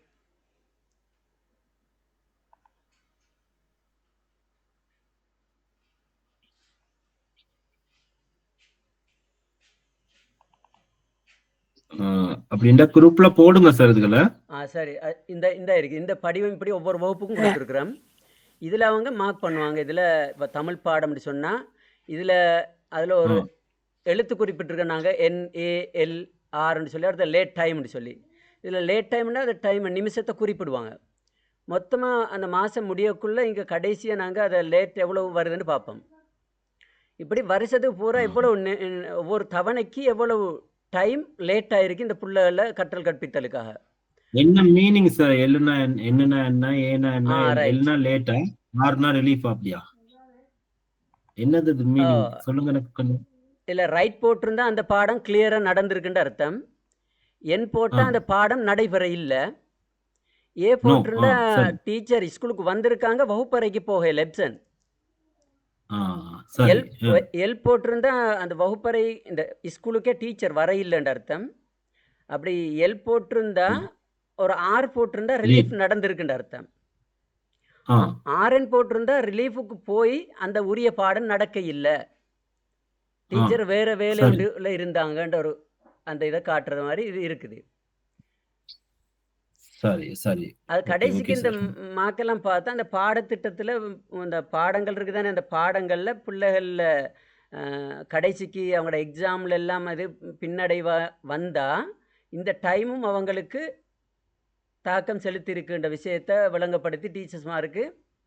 இப்போ உதாரணமாக எங்களோட குர்ஆனில் ஒரு வாசகம் இருக்குது, வயலுள்ளில் முத்தஃபிஃபீன் என்று சொல்லுவாங்க. அப்படின்னு சொன்னால் அளவை நிறுவையில் மோசடி செய்தவனுக்கு கேடுதான் என்று சொல்லி, அவர்கள் தங்களுக்குரியதை அளந்தெடுக்கும் பொழுது உரிய அளவில் எடுப்பார்கள், பிறருக்கு கொடுக்கும் பொழுது குறைத்து விடுவார்கள் என்று சொல்கிற அந்த வாசகத்தையும் டீச்சர்ஸ்மாருக்கு ஞாபகம் காட்டி இந்த விஷயங்களை தெளிவுபடுத்தி இருக்குது. அதனால் அவங்க பிறருக்கு கொடுக்குற நேரம் இது வியாபாரிகளுக்கு மட்டும் இல்லை, நமக்கும் இதே அளவை நிறுவை தான் நமக்கும் தரப்பட்டிருக்குது. இந்த விஷயத்தால் ஒவ்வொரு தவணையும் நாங்கள் இதை சுட்டி காட்டி அவங்களுக்கு இதை சொல்கிறதால அவங்க ஒவ்வொரு தவணையிலையும் அவங்களோட வேலை திட்டம், அவங்களோட டைம் செலவாகிறது, வகுப்பறைக்கு போகிறது எல்லாம் உரிய டைமுக்கும் நடக்குது sir. Okay okay, thank you sir, thank you sir. மிக அருமையான விளக்கங்கள், அருமையான பெஸ்ட் ப்ராக்டிஸ் உங்களோட பாடசாலையில் நடைபெறுவதற்கு நாங்கள் மகிழ்ச்சி அடைகிறோம். சார் நான் ஒரு நிமிஷத்துக்கு ஒரு விஷயம் சொல்லவா சார்? சரி மீட் ஒரு 2 நிமிஷத்துக்குள்ள சொல்லுவேன் சார். சார் இது நாங்க இந்த முதல் நாள் நாங்க திட்டமிட்டு வச்சுட்டு போறது சார். அடுத்த நாள் என்ன செய்யணும், அதுல ஒரு டெக்னிக் இருக்கு சார். ஒரு பேப்பர்ல 4 பிரிச்சுட்டு ஒன்றுல ஏர்ஜென்ட் இம்பார்ட்டன்ட், மற்றது urgent not important, not urgent important, not very urgent but important, அப்படி 4 பிரிச்சுட்டு சார். இப்ப உதாரணமா இப்ப நாளைக்கே அனுப்புங்க, இப்ப அசைன்மெண்ட் நாங்க கொடுக்கணும்ன்றத ஏர்ஜென்ட் இம்பார்ட்டன்ட்டுக்குள்ள எழுதி வைக்கிறேன் சார். இப்ப சில விஷயங்கள் நாங்க ஏர்ஜென்ட் ஆனா எங்களுக்கு பெருசா இம்பார்ட்டன்ட் இல்லைன்றதுகளை அதுக்குள்ள எழுதி வச்சோம். அப்ப நாங்க அந்த தேவையை பிரிச்சு எழுதிக்கல, முதல் நாங்க செய்ய வேண்டியது ஏர்ஜென்ட் அண்ட் இம்பார்ட்டன்ட் கட்டாயம் செய்து அப்ப கெதியா முடிச்சிடலாம் சார். செய்ததை டிக் பண்ணி கொண்டு போறோம். அது டெய்லி அப்டேட் பண்ணலாம், அதாவது 1 வீக்குக்கு ஒருக்கா அப்டேட் பண்ணிக்கல. ஒரு அரியஸும் இல்லாம எங்களோட எல்லா வேலைகளும், உதாரணமா உள்வாரி மதிப்பீடு அந்த ரெகுலரா செய்யறதுக்கெல்லாம் அந்த கடைசிக்குள்ள போடுவோம், நாட் வெரி ஏர்ஜென்ட் பட் இம்பார்ட்டன்ட்ன்றதுக்குள்ள போட்டு வைக்கிறேன். அப்ப அது ஸ்கூலுக்குள்ள அது ஒரு பழக்கமா இருக்கு சார். எது எது முக்கியத்துவம் கொடுக்கணும். அப்ப நான் சிலவள மாறி போட்டாலும் அப்ப டீச்சர்ஸ் சொல்லுவாங்க, மிஸ் இது ஏர்ஜென்ட்டுக்குள்ள போட்டா நல்லம், இதை நாங்க முன்னுக்கே கொடுக்கலாம். அது ஒரு பெஸ்ட் பிராக்டிஸா இருக்கு சார் எங்களுக்கு. Thank you. Okay, thank you Subha miss. அதே போல ரிஃபான் சார் நல்ல பெஸ்ட் ப்ராக்டிசஸ் இருக்குது. அப்ப அதுகளை நீங்க குரூப்ல ஷேர் பண்ணுங்க, ஏனைய அதிபர்களும் பயன்படுத்திக்கொள்ளும். நினைக்கிறேன் இதுல எல்லாருக்கும் கிடைக்கிறதுக்கு வாய்ப்பு கிடைக்க இல்லை, இருந்தாலும் உங்கள்கிட்ட அப்படி பாடசாலையில் நீங்க பின்பற்ற பெஸ்ட் ப்ராக்டிசஸ் இருக்குமா இருந்தா நீங்க இந்த குரூப் உங்களோட டிஸ்கஷன் குரூப்ல ஷேர் பண்ணுங்க. அதை நீங்க வாய்ஸ் கட்டா போடலாம், இல்லாட்டி டைப் பண்ணியும் போடலாம். இப்ப டைப் பண்றதுக்கான நேரம் போதாட்டி நீங்க வாய்ஸ் கட்டா போடுங்க, எல்லாரும் கேட்கட்டும், டைம் இருக்குள்ள அதுகளை கேட்டு பயன்படுத்தட்டும். இப்ப எங்களுக்கு இந்த நேரம் முகாமித்ததுனால எனக்கு வரையறுக்கப்பட்டிருக்கனால இன்னைக்கு இந்த பகுதி கூட நான் எல்லாத்தையும் முடிக்கிறதுக்கு முடியுமான்னு தெரியல, பார்ப்போம். சரிதானே? இது ஒரு பெரிய பகுதி. இது நான் உங்களுக்கு நிறைய விடயங்கள் கொண்டு வந்தனால எனக்கும் இதுல இன்னும் கொஞ்சம் டைம் தேவைப்படுது. இதுல பாருங்க, இப்ப நேர முகாமைத்துவ நுட்பங்கள்ல சில முக்கியமானதுகள் நாங்க பார்ப்போம். சரிதானே? அப்ப நேரத்தை குறைந்த அளவுல பயன்படுத்தி அதிக பயன் பெறுறதுக்கு ஒரு திறமை அது. அப்ப நேரத்தை சிறப்பா நிர்வகிப்பதற்கான சில முக்கியமான நுட்பங்கள் இங்கே தரப்பட்டிருக்கு, நீங்க பார்க்கலாம். அதுல முதலாவது இலக்குகளை தகுந்தவாறு அமைக்கிறது. எப்பயுமே ஸ்மார்ட் பண்ணிக்கொள்ளணும் நாங்க. சரிதான்? இந்த மாதிரி உங்களுக்கு நினைக்கிறேன் உங்களோட பிளானிங் பேப்பர்ல இருந்ததா கேள்வி இருந்ததா? நான் பார்த்த மாதிரி ஒரு ஞாபகம் எனக்கு. சரி, அப்ப எப்பயுமே நாங்க ஸ்மார்ட் பண்ணிக்கொள்ளணும். அப்ப நீங்க படிச்சிருப்பீங்க, ஸ்பெசிபிக்கா இருக்கணும், மெசரபிளா இருக்கணும், எச்சியபிளா இருக்கணும், ரிலவெண்டா இருக்கணும், என்ன டைம் பவுண்ட் வச்சுக்கொள்ளணும். இப்படி அதுக்கேற்ற வகையில நாங்க என்ன செய்யணும் கேட்டா, எதுவா இருந்தாலும் எந்த செயற்பாடா பாடசாலையில நடைபெறுகின்ற எந்த செயலாக இருந்தாலும் அது எல்லாத்தையும் நீங்க ஸ்மார்ட் பண்ணி வச்சுக்கொள்ளணும். நீங்க வச்சுக்கொள்வீங்களா இருந்தா இவற்றை நடைமுறைப்படுத்துறது மிக உங்களுக்கு இலகுவா இருக்கும். அப்ப நீங்க எல்லாருமே ஸ்மார்ட் பிரின்சிபல் தானே. இப்ப என்ன, உங்களோட ஒர்க் ஸ்மார்ட்டா இருக்கணும்னு தான் எதிர்பார்க்கறாங்க. இந்த உலகம் அப்படித்தான். கையில வச்சிருக்க போன் ஸ்மார்ட் போனுங்கிறாங்க. ஏன்னா அப்ப எல்லாமே ஸ்மார்ட்டோட சம்பந்தப்பட்டதுதான். அந்த ஒர்க் எல்லாமே ஸ்மார்ட்டா இருக்கணும். இருந்தா மத்தவங்க பாராட்டுறாங்களோ இல்லையா, எங்களுக்கு அந்த எங்களுக்கு அந்த சுய திருப்தி கிடைக்குமே. எங்களுக்கு நாங்க அதை அடைஞ்சிருவோமே நாங்க. அப்ப எங்களுக்கு அது திருப்தி கிடைச்சா அதுல இருக்கிற இன்பம் வேற எதுவும் இல்லை. ஓகே, அடுத்து முன்னுரிமைப்படுத்துறது. அப்ப அதுதான் அந்த மிஸ் சொன்னாங்க. இப்ப எங்களுக்கு இப்ப நான் அதை ஒரு வேற வகையில வச்சிருக்கேன். நானே அது அந்த ப்ரெசன்டேஷன்லயும் இருக்குது, இன்னொரு பிடிஎஃப் இதுலயும் நல்லா பிரிச்சு. அப்ப இதுல நாங்க சரியா பிரிச்சுக்கொள்ளணும். பணிகளோட முக்கியத்துவம், அதே முக்கியம் மற்றது அவசரம் என்ற அடிப்படையில் நாங்க பிரிச்சுக்கொள்ளணும். அதுல அதுதான் சொன்னாங்க. முதலாவது பாத்தீங்கன்னா, முக்கியமும் அவசரமுமாக இருக்கும் பணிகளை உடனே செய்யணும். எப்பயுமே முக்கியமும் அவசரமுமா இருக்கிற பணிகளை நாங்க உடனே செய்திடணும் தானே. அப்ப என்ன, ஒன்று இம்பார்ட்டன்ட், இன்னொன்னு ஏர்ஜென்ட். அப்ப இது ரெண்டையுமே நாங்க வச்சு பார்த்து கொண்டு கூடாது. சரியா? இப்ப பாடசாலையில அப்படி நிகழ்வுகள் நடக்கும். ஒரு குயிக் டிசிஷன் எடுக்க வேண்டிய நேரம் இருக்கும். ஒரு பிள்ளை விழுந்துட்டா, அடிபட்டுறது, ஏதோ நடந்துட்டு, உடனே என்ன செய்யணும், அதுக்கான ஃபர்ஸ்ட் எய்ட் பண்ணணும் நாங்க. சரியா? அவங்கள நாங்க முதலாவது எவ்வளவு பெரிய கர்மங்கள் அதுக்கு பின்னுக்கு எத்தனை செயற்படுறதாலும் அந்த பிள்ளோட உயிர், அவங்களோட இதுகள் காப்பாற்றப்படணும். உயிர்கிறது மிக முக்கியமானது. எப்பயுமே நாங்க அதுக்கு முக்கியத்துவம் கொடுக்கணும். அப்ப நாங்க உடனடியா அடுத்து என்ன சட்ட சிக்கல் இருந்தாலும் நாங்க நாங்க வைத்தியசாலைக்கு கொண்டு சென்று பராமரிப்புக்கான ஏற்பாடு அதிபர் நீங்க தான், அங்க நிர்வாகி நீங்க முடிவெடுக்கிறதுக்கான அதிகாரம் உங்கள்கிட்ட இருக்கு. அப்ப அதை நீங்க செய்யணும். அந்த மாதிரி எத்தனையோ பணிகள் உங்களுடைய பாடசாலையில இருக்கும், மிக அவசரமாகவும் என்ன அதே மாதிரி முக்கியத்துவம் வாய்ந்ததாக இருக்கும். அதுகளுக்கு நீங்க ஃபர்ஸ்ட் ப்ரையாரிட்டி வந்து அதுக்கு தான் கொடுக்கணும் நீங்க. அடுத்தது பாத்தீங்கன்னா இரண்டாவதா நீங்க பார்க்கலாம், முக்கியமான ஆனால் அவசரம் இல்லாத பணிகளை திட்டமிட்டு செய்யலாம். இப்ப எப்படி இருக்கும், முக்கியம் ஆனா அது இப்ப அவசரம் இல்லை, சரியா, பிறகு செய்தாலும் ஒரு 2 நாள் கழிச்சும் செய்யலாம். அதே போல என்ன ஒரு கழிச்சும் செய்யலாம்னு சொன்னா அது பிரச்சனை இல்லை. உதாரணத்துக்கு நான் உங்களுக்கு காலையில ஒரு விடயம் சொன்னால், இப்ப நான் உங்களுக்கு கொடுத்த ஒரு ஒர்க் ஒன்று இருக்குது, ஒரு ப்ரொஜெக்ட் ஒன்று இருக்குது, பாஸ் பேப்பர்ஸ்குள்ள ஆன்சர்ஸ் கலெக்ட் பண்ண சொல்லி குரூப்கள் கொடுத்துருக்கேன் நானு. அப்ப இன்னைக்கு காலையில நான் இதை வந்து நான் சேஞ்ச் பண்ணேன் நான் இன்னைக்கு. அப்ப இப்போதைக்கு 2 குரூப் ஏலியாவே ஒரு பாராட்டத்தக்க ஒரு விடயம், முதலாவது குழு வந்து ஏலியா தந்துட்டாங்க. நான் நினைக்கிறேன் அவங்களுக்கு தான் ஒரு வினா அதிகமாகவும் நான் வழங்கியிருந்தேன். நான் அது அவங்களுக்கு தேடி பார்த்தாங்களோ தெரியல, மற்றவங்களை விட ஒரு வினா அவங்களுக்கு அதிகமா கொடுத்துருக்கேன் நான். அவதானிச்சீங்களா நீங்க? இல்ல செய்த குரூப் சரி, அதை பாத்தீங்களா? மத்தவங்களோட ஒப்பிட்டு பாத்தீங்களா? சார் பார்த்தேன் சார், இருக்குது 3 கேள்வி இருக்கு. அப்ப நான் தொடர்ந்து உங்களோட குரூப் அவதானிக்கிறனால, உங்களோட குரூப்ல எல்லாரும் 10 பேரும் இருக்கிறனால நான் ஒரு வினா சத்தம் போடாம ஒரு வினா அதிகமா போட்டிருந்தேன். யாருக்கும் அவதானிச்சிருப்பாங்களான்னு நான் பார்த்திருப்பேன். உரிய குரூப் மத்த குரூப்போட ஒப்பிட்டு பார்த்திருப்பீங்கன்னு நான் தெரியும். இருந்தாலும் அவங்க என்கிட்ட ஒரு வார்த்தை கூட கேட்கல, சார் அவங்களுக்கு எங்களுக்கு ஒரு வினா கூட இருக்குன்னு சொல்லி. ஆனா முதலாவதாக அவங்களோட வேலையை முடிச்சு 2 வாரத்துக்கு முன்னதாகவே பதிவேற்றது எனக்கும் அனுப்பியிருந்தாங்க. அப்ப அனுப்பின குழுவா இருக்கிறாங்க பாருங்க, அவங்க முடிச்சுட்டாங்க. அப்ப பாராட்டத்தக்கது. அதே போல 7வது குரூப் அப்லோட் பண்ணிருக்காங்க, நேற்றைய தினம் போட்டிருந்தாங்க, அவங்க மெயில் போட்டிருந்தாங்க, கிரேட் 7. அப்ப இன்னும் மற்ற குழுக்கள்லாம் நீங்க வேலையில ஈடுபட்டு கொண்டு இருக்கிறீங்க. அப்ப வேலை போல கூட உங்களுக்கு, சரியா? அப்ப இருந்தாலும் நான் இது வந்து முக்கியம், சரியா, இம்பார்ட்டன்ட், ஆனா ஏர்ஜென்ட் இல்லை. அதனால நான் என்ன செஞ்சிருக்கேன், நானு இப்ப நான் உங்களுக்கு கிட்டத்தட்ட ஒரு 3 நாள் 4 நாள் என்ன செய்யறேன், என்ன உங்களுக்கு தந்திருக்கேன் நான் காலையில. இந்த பெருநாள் எல்லாம் முடிச்சுட்டு போட சொல்லியிருக்கேன் நான்.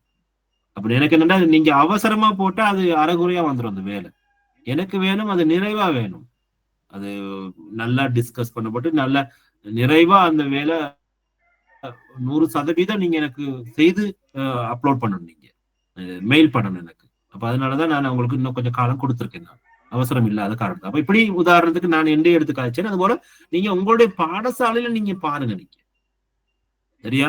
அப்ப அதுக்கு ஏற்ற வகையில நீங்க திட்டமிடணும். உதாரணத்துக்கு இப்ப அடுத்த வருடம் நடைபெற இருக்கின்ற பரீட்சை அப்படின்னு வச்சுக்கொள்வோமே, அதாவது இந்த டிசம்பர் நடைபெற இருக்கின்ற பரீட்சை, சரியா, முக்கியமானது. ஆனா அது அவசரம் இல்லை. இன்னும் இப்ப இந்த டிசம்பர் எடுத்தா இன்னும் 9 மாதங்கள் இருக்கின்றது, சரியா?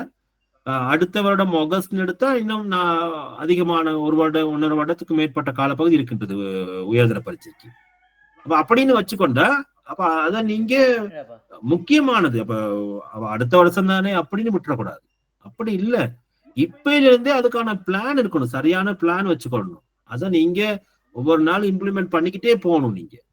அப்ப செய்வீங்களா இருந்தா அதுல நிச்சயமாக உங்களுக்கு மிக சிறப்பான பெரு உங்களுக்கு கிடைக்கும், சரிதானே? அதுல எந்த விதமான நீங்க சரியா பிளான் பண்ணி ஒரு விடயத்துக்கு நாங்க எவ்வளவு எஃபோர்ட் போடுறோமோ அந்த அளவுக்கு எங்களுக்கு பெனிஃபிட்ஸ் கிடைக்கும், சரியா? அது உங்க ஒவ்வொருத்தருடைய லைஃப்லயும் நீங்க அதை அனுபவிச்சிருப்பீங்க. நானா அதுக்கு 100% கரண்ட் பண்ணுவேன் உங்களுக்கு, சரியா? நீங்க எவ்வளவு பெரிய எஃபர்ட் போடுறீங்களோ, சரியா, அது அதை விட பல மடங்கு உங்களுக்கு பெனிஃபிட்ஸ் வந்து கிடைக்கும், சரியா? அதுல எந்த இது இல்லை. நீங்க எஃபர்ட் போடுறது ரொம்ப குறைவா, எவ்வளவு நீங்க அது கணக்கெடுக்காம போடுறீங்களோ அந்த அளவுக்கு அதுல நீங்க பிரச்சனையை சந்திப்பீங்க. அதனால நீங்க நிறைய அவமானங்களை சந்திக்கலாம், எல்லாமே நடக்கும்.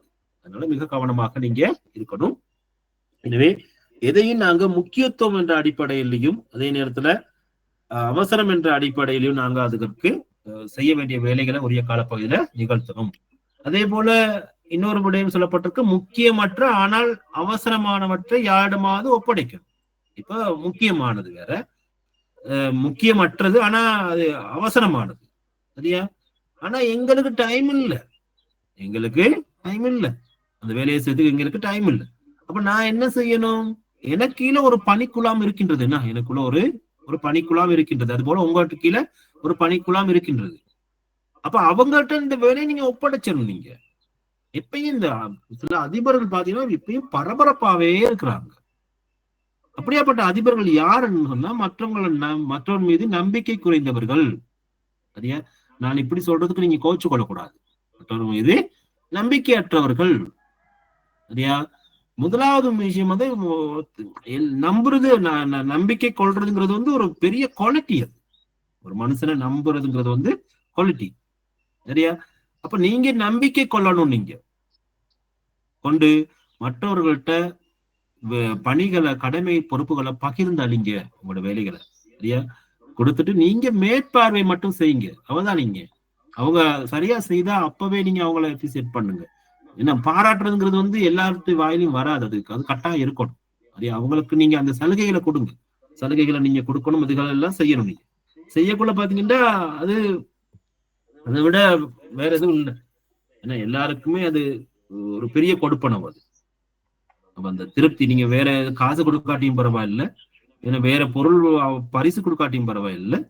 அப்ப நாங்க வேற ஒண்ணும் உங்களோட மனதால நீங்க பாராட்டுவீங்களா இருந்தா அவருக்கு அது அது ஆசீர்வாதம். நேரடியா வாய் திறந்து சொல்லுவீங்களா இருந்தா அது அதை விட உச்சம்.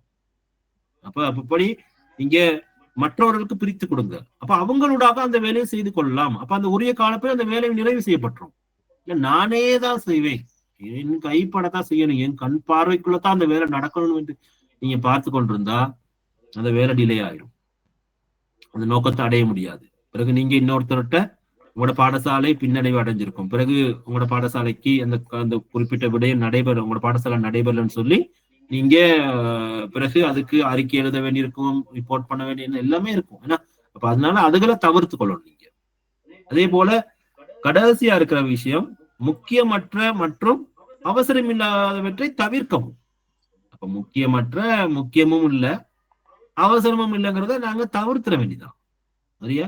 ஆனா சிலர் பாத்தீங்கன்னா அதுகளை தான் நாங்க முக்கியத்துவம் கொடுப்பாங்க, அவசரமா செய்து கொண்டிருப்பாங்க. சில பாடசாலைகளை தேவையற்ற எதுக்குடா இந்த வேலைகளை செய்யறாங்க, என்னத்துக்கு இந்த விழா நடக்குது, ஏன் இவர் அழைக்கப்பட்டிருக்கிறார், ஏன் இவ்வளவு முக்கியத்துவம் படுத்தப்படுகின்றது, பிள்ளைகளோட படிப்பெல்லாம் ஏன்னா ஒத்தி வைக்கப்பட்டு எல்லா ஆசிரியர்களையும் பயன்படுத்தி சமூகத்தினுடைய தன்னோட மொத்த இன்ஃபுளுன்ஸையும் பயன்படுத்தி எல்லாருடைய நேரமும் பயன்படுத்தப்பட்டிருக்கே.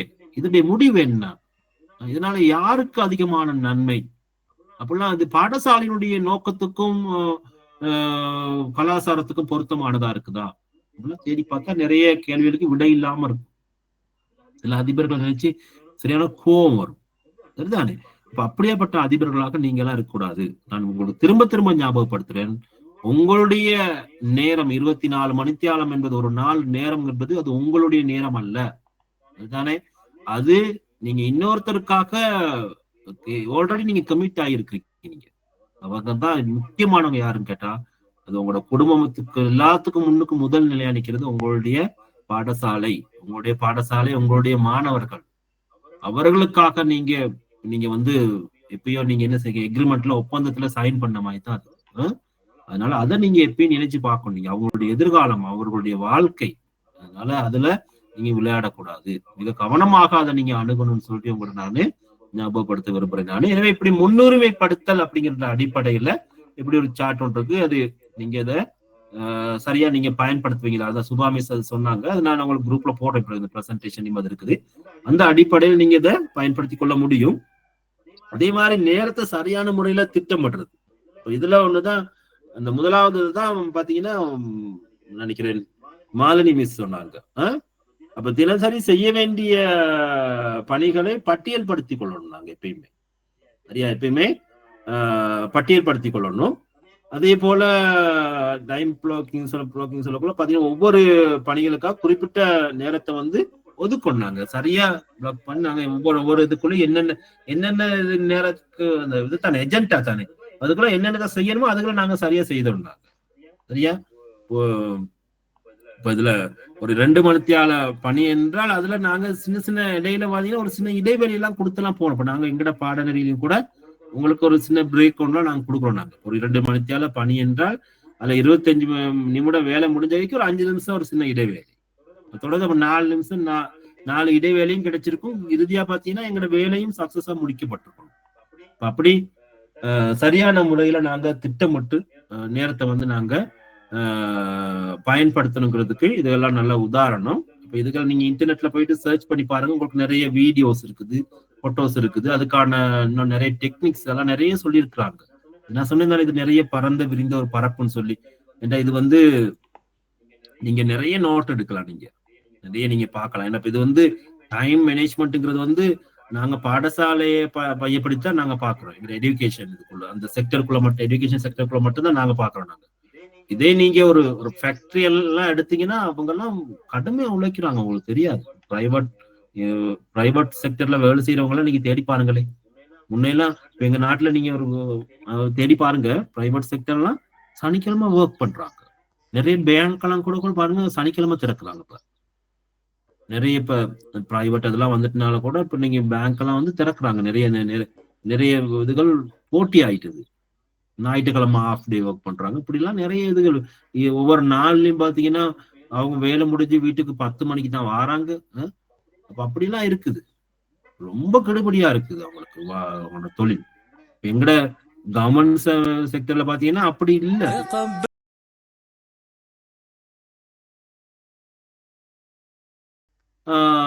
வேலை இன்னும் சிறப்பா நடக்கும். கல்வியில நாங்க முன்னேற்றம் அடைஞ்சிட்டா, நாங்க வெற்றி அடைஞ்சிட்டோம்னா, கல்வி இலக்கை நாங்க அடைச்சிட்டோங்கிறது வந்து எங்க நாடு அபிவிருத்தி அடைஞ்சிட்டதா தான் அர்த்தம். அடுத்து எல்லாம் சரியா நடக்கும். எனவே அடுத்து கவன சிதறல்களை குறைக்கணும். குறிப்பா பாத்தீங்கன்னா இன்னைக்கு எங்களோட நேரத்தை அதிகமா சாப்பிடுற ஒரு விடயம், நிறைய எங்களோட இது நிறைய வீணடிக்கின்ற ஒரு விடயம், பெரிய ஒரு சாபக்கேடுமாய்த்தான் அது. சரியா உங்க கையில இருக்கிற ஸ்மார்ட் போன்ஸ் சரியா, அது இல்லாம அதுக்குள்ள இருக்கிற அதை நல்ல முறையில பயன்படுத்துறவங்களும் இருக்கிறாங்க. இப்ப இன்னைக்கு நீங்க எல்லாரும் இந்த பாடநிலையில இணைஞ்சிருக்கிறீங்க, அதிகமானவங்க அந்த செல்போனை வச்சுக்கொண்டு.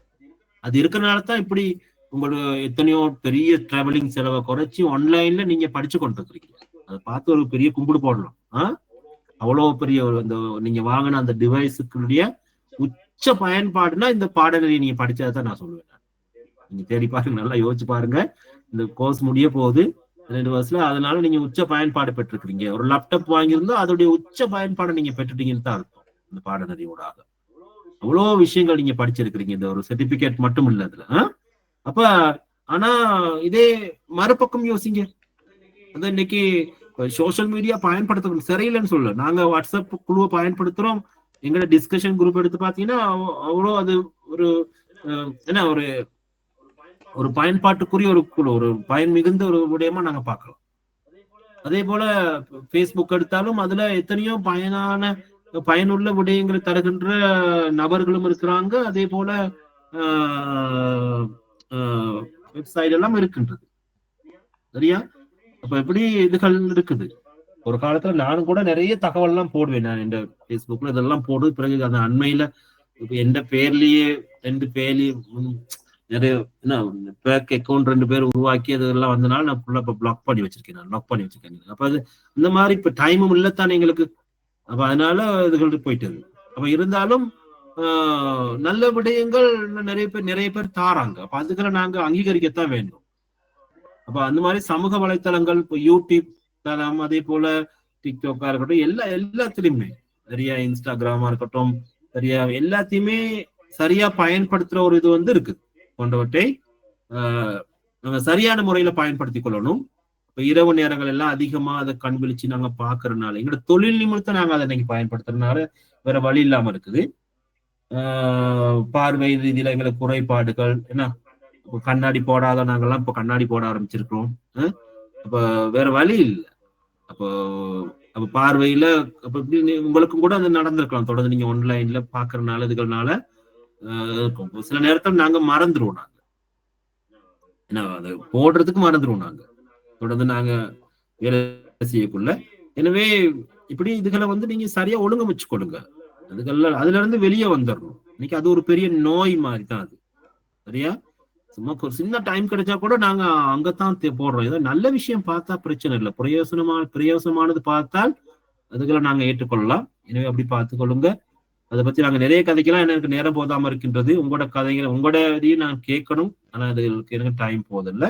அடுத்து அமைதியான சூழலில் வேலை செய்யறதுக்கு நாங்க எப்பயும் பழகி கொள்ளணும், அந்த சூழலை நாங்க உருவாக்கி கொள்ளணும். நாங்க அதே மாதிரி முக்கியமான வேலைகளுக்காக நாங்க பாத்தீங்கன்னா என்ன டூ நாட் டிஸ்டர்ப் சொல்ற மாதிரி என்ன முறையை நாங்க பயன்படுத்தி கொள்ளணும். நாங்க யாருக்கும் எப்பயுமே எங்களோட அந்த காரியத்துல கண்ணா இருக்கணுங்கிறதுல வந்து ரொம்ப கவனமா இருக்கணும். அப்ப எப்பயுமே அதுகளை நாங்க எங்களோட வேலையில நாங்க வச்சுக்கொள்ளணும். அப்படி இருக்குமா இருந்தா நாங்க கவன சிதறல்கள் எல்லாம் இல்லாம வேலை செய்யலாம். பாடசாலையிலையும் உங்களுக்கு எத்தனையோ பேர் உங்களோட நேரத்தை வீணாக்குறவங்க இருப்பாங்க.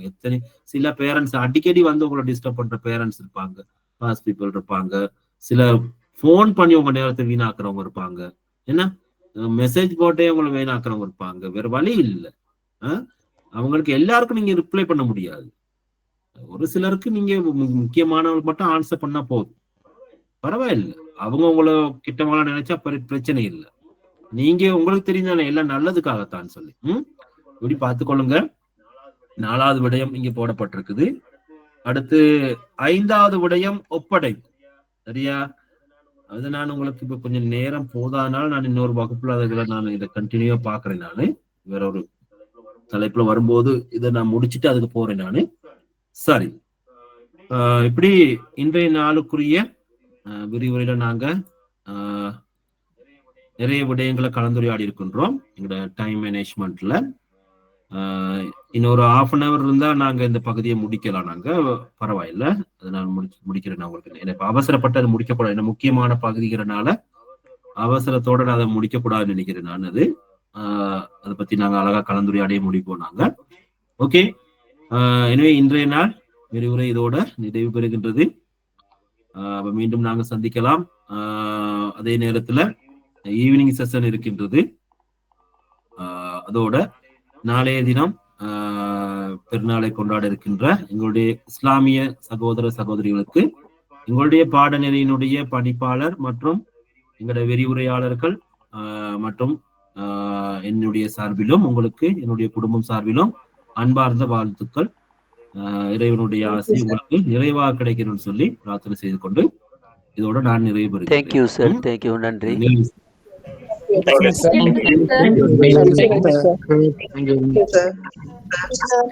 Thank you, sir. Thank you, sir. Thank you.